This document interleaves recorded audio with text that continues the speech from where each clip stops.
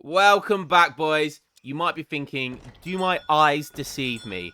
Well, no, they don't, because yes, this is Hazza, one of the best players to ever play the game, playing a supremacy game against current rank #1. And yes, he's doing it with Aztec. Phenomenal. Oh, absolutely. Can I recall Hazza ever playing Aztec? No. I mean, I very rarely see him play supremacy. So that's just him playing supremacy is good. But him playing one of the current S-tier civs in the game, it's absolutely great to see. And I think we're gonna see. I think we'll see something a bit funky with Hazza. He's not the type to. We've seen a lot of Kinesi Hazza recently, and he likes to do that warrior priest boom, but that's definitely not Hazza's style. So maybe we'll see some early aggression or something like that. Yeah, I can't wait to see. And just in case, guys, Hazza, he streams quite often. I'll post his links in the description below, so make sure you go and give him a follow on Twitch. He likes to play Age of Mythology at the moment. He's been playing a bit of that. Maybe in prep for a bit of Retold. He likes to play some treaty games on Age of Empires 3 sometimes as well. So yeah, make sure you go give him a follow. And currently bullying the Inca Explorer right now. And it's very, very rare that you see the Inca Explorer get bullied like this. But if there's one civilization that can do it, it's Aztec. Because the Aztec hero is probably the best in the game. At least the toughest. Look how beautiful this guy is as well. Both these guys are pretty badass, can't lie. But he's going up against Mr. Revnak, currently rank 1 on the Elo ladder. He is also going as one of the S-tier civilizations at the moment, and that's going to be Inca. So we've got, if you will, lame versus lame, and I'm all here for it. I love it. I love a bit of lame. I love the memes. Love him or hate him, he is playing Inca. And both these guys iron up that 70 word. And whenever this sort of thing happens and you know your opponent, like he knows that you saw it, it's all going to come down to who's gonna bluff the other, or who's going to make the first move with the treasure. Sometimes do I just go for it as quickly as possible and hope that the opponent can't get there in time? Or do you just leave it, walk away, and then kind of play some mind games with your opponent where he wants to stay nearby, but he won't make the first move. So there's always like mind games, and you can see here that 70 word, probably one of the best treasures on this map, because it's only 2 treasure guardians as well. They've just left it. Both of them have just completely left it, and this is exactly what I was talking about. Neither of them want to bluff the other at the moment. They're just going to completely leave it and hope the other makes the move first, so they can just come in and swoop in and steal it.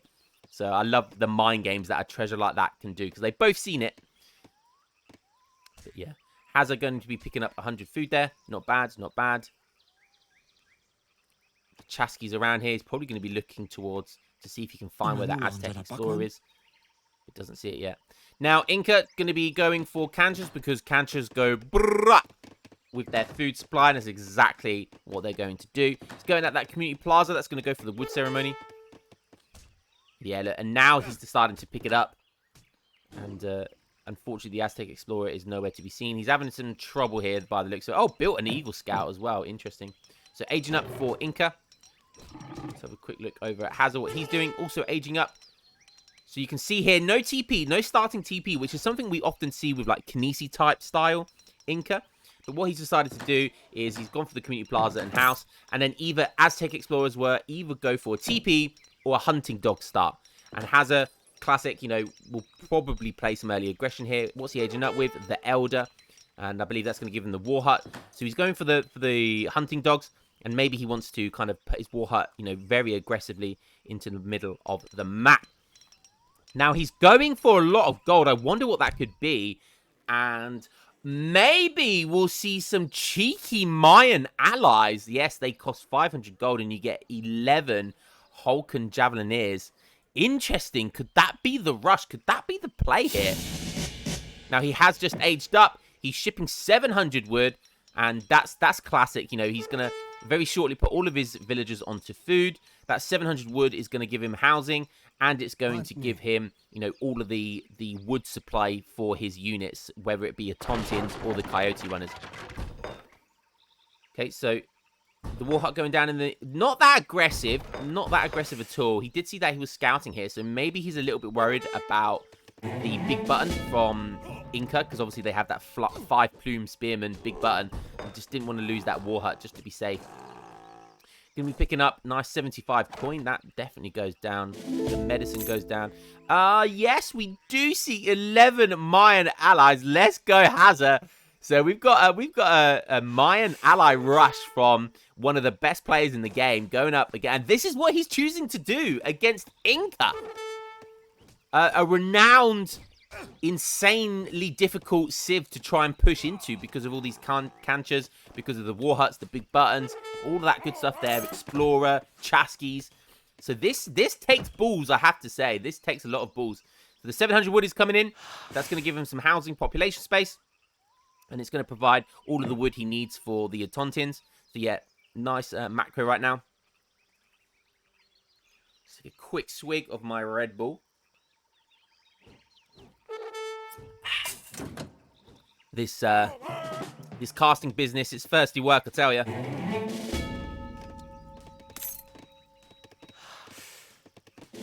In come the Mayan allies.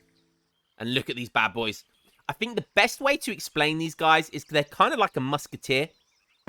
So they don't have as much ranged attack as a musketeer. However, they do fire at 1.5 fire rate. So that's one thing to note. So they kind of have the same damage output, or very similar. They've obviously got the same hand attack with the same rate of fire, but they've got that free multi versus cavalry and 2.25 versus shock infantry, which could come in handy versus those big boy chaskas that everyone complains about. I think the best thing about them is that they have 24 siege attack. So 11 of these guys with 24 siege attack, you know, that's sort of 260 siege attack per hit. So that's pretty nice.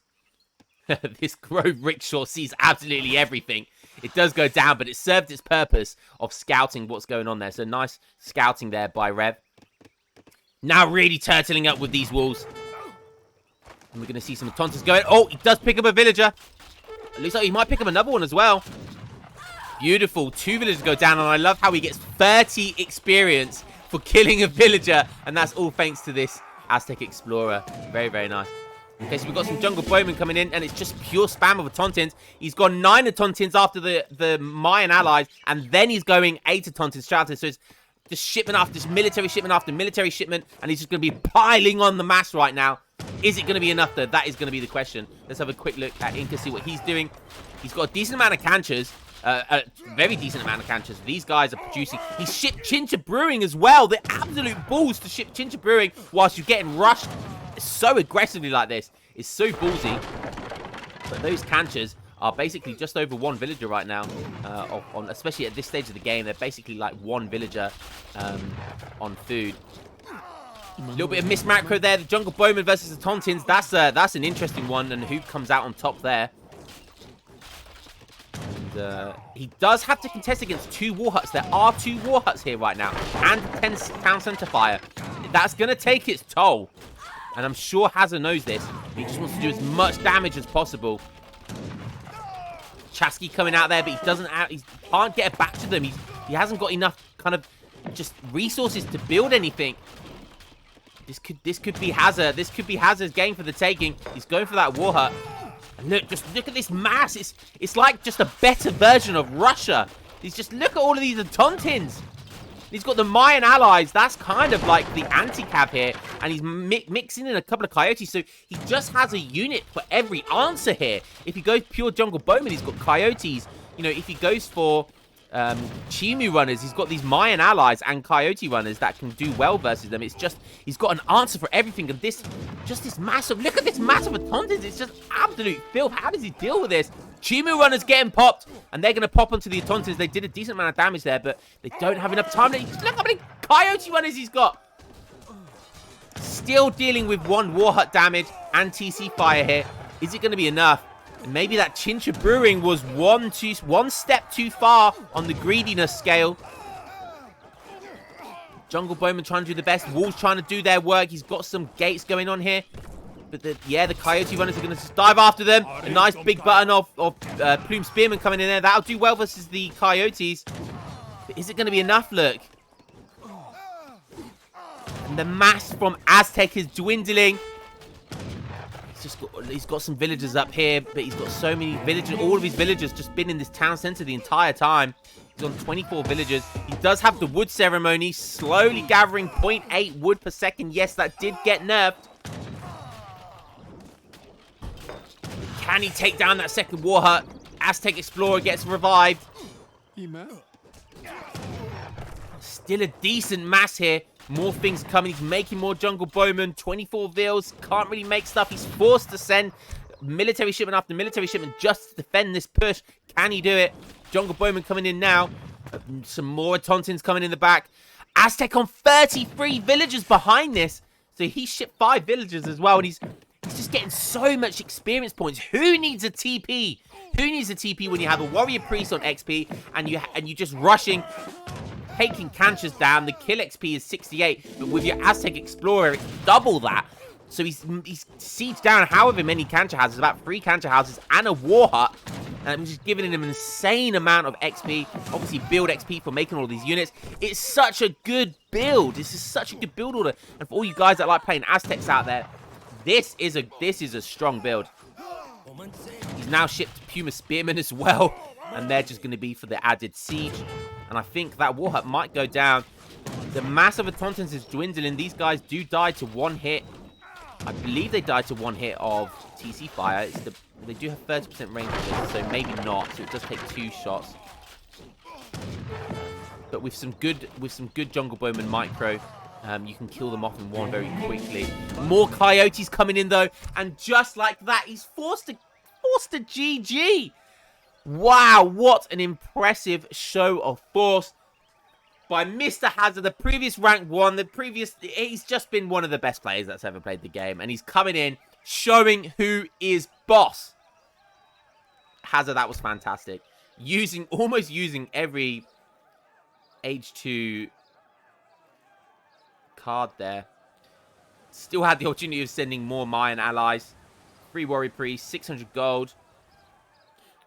Coyote Tactics would have been a good card to send next. And then maybe something like 600 coin to look at starting to age up. So applying all of this pressure, what's really important is behind this, especially if you guys out there are looking to play this style, this rush style with Aztec, is he booms behind it. So the eco behind this is still very, very good. Obviously, he had that market down at the start as well. He's shipping 5 villagers. He's making lots of villagers. And he's still booming behind this as well. Guys, I hope you enjoyed that one as much as I did. Wow, that was some crazy-ass game. It lasted just over 11 minutes. And Hazza took it. Doesn't play Supremacy very often, but when he does, by God, will I catch those games. Guys, hope you enjoyed that one as much as I did. And I will catch you on the next game. Peace.